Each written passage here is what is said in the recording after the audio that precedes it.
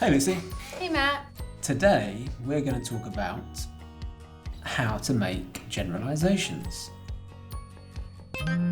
Hey Lucy, it looks like you've got a notification on your phone. Oh, that's just this new dating app I'm on, Flinder. It's for single people in Melbourne. How is it? Well, it's okay, but I don't like a lot of the guys on there. Bankers are really boring. Doctors are too serious. And musicians are so crazy.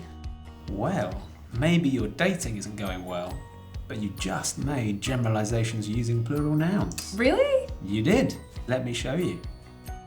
If you want to talk about something in general, you can use a plural noun with no article. So, like you said, bankers are really boring.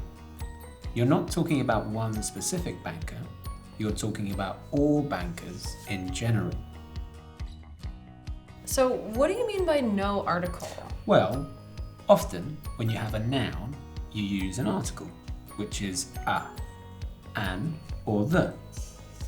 But when you want to talk about all of something in general, not just one or a few, you take away the article. Aha.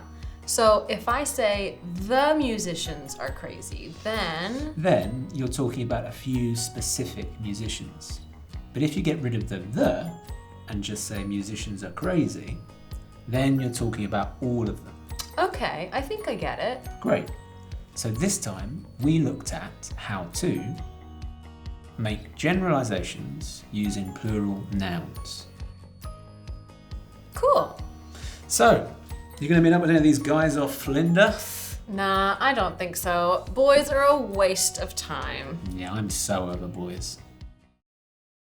Hello there! Hey, if you enjoyed that, you'll enjoy lots more at e2school.com. Check out the website, and also if you haven't yet done it, hit the subscribe button.